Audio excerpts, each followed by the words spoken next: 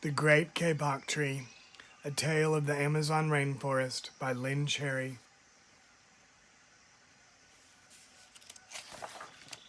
The Great Kapok Tree.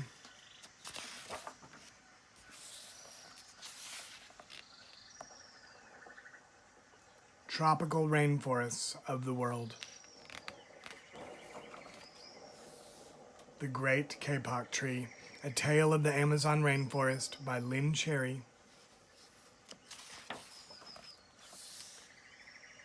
Two men walked into the rainforest. Moments before, the forest had been alive with the sounds of squawking birds and howling monkeys.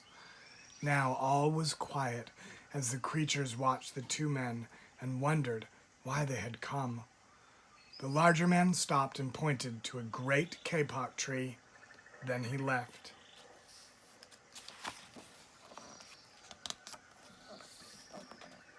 The smaller man took the axe he carried and struck the trunk of the tree. Whack, whack, whack. The sounds of the blows rang through the forest. The wood of the tree was very hard. Chop, chop, chop. The man wiped off the sweat that ran down his face and neck. Whack, chop, whack, chop. Soon the man grew tired. He sat down to rest at the foot of the great kapok tree. Before he knew it, the heat and the hum of the forest had lulled him to sleep.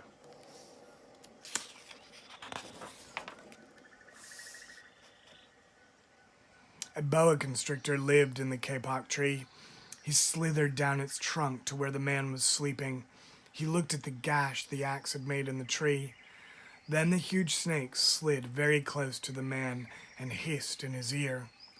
"Senor, this tree is a tree of miracles. It is my home where generations of my ancestors have lived. Do not chop it down."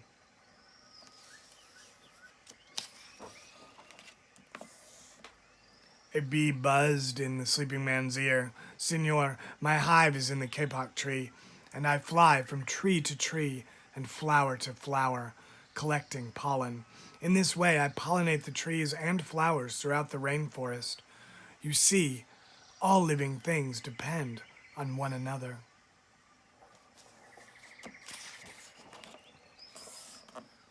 A troop of monkeys scampered down from the canopy of the kapok tree.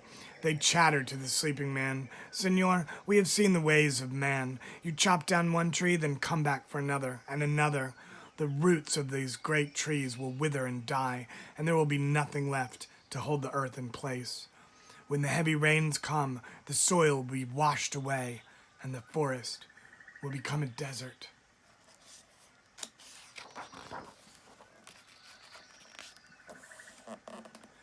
A toucan, a macaw, and a cock of the rock flew down from the canopy. "Senor," squawked the toucan, "you must not cut down this tree.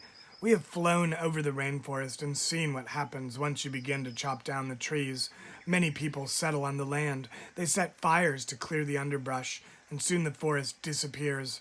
Where once there was life and beauty, only black and smoldering ruins remain."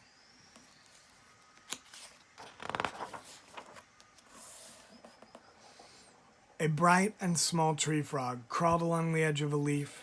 In a squeaky voice, he piped in the man's ear, "Senor, a ruined rainforest means ruined lives, many ruined lives.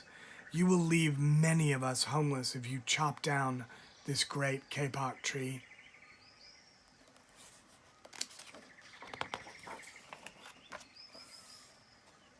A jaguar had been sleeping along a branch in the middle of the tree. Because his spotted coat blended into the dappled light and shadows of the understory, no one had noticed him. Now he leapt down and padded silently over to the sleeping man. He growled in his ear, "Senor, the kapok tree is home to many birds and animals. If you cut it down, where will I find my dinner?"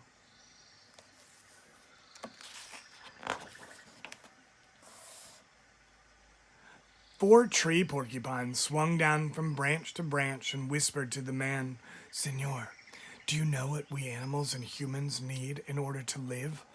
Oxygen. And, Senor, do you know what trees produce? Oxygen. If you cut down the forest, You will destroy that which gives us all life.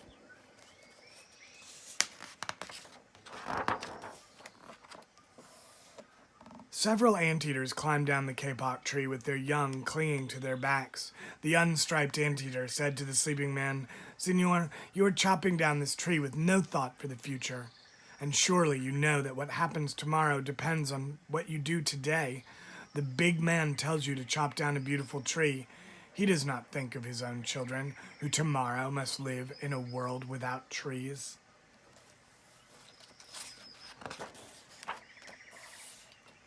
A three-toed sloth had begun climbing down from the canopy when the men first appeared. Only now did she reach the ground. Plodding ever so slowly over to the sleeping man, she spoke in her deep and lazy voice. "Senor, how much is beauty worth? Can you live without it? If you destroy the beauty of the rainforest, on what would you feast your eyes?"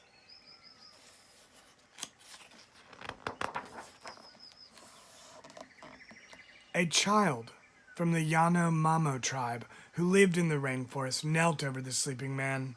He murmured in his ear, "Senor, when you awake, please look upon us all with new eyes."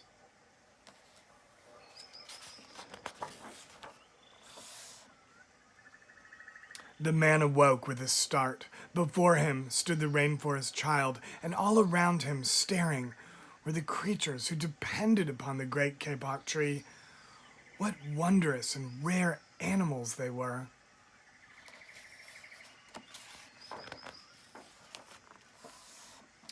The man looked about and saw the sun streaming through the canopy. Spots of bright light glowed like jewels amidst the dark green forest. Strange and beautiful plants seemed to dangle in the air, suspended from the great Kapok tree. The man smelled the fragrant perfume of their flowers. He felt the steamy mist rising from the forest floor. But he heard no sound, for the creatures were strangely silent.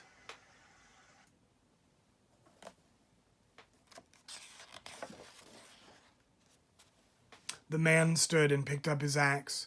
He swung back his arm as though to strike the tree. Suddenly he stopped. He turned and looked at the animals and the child.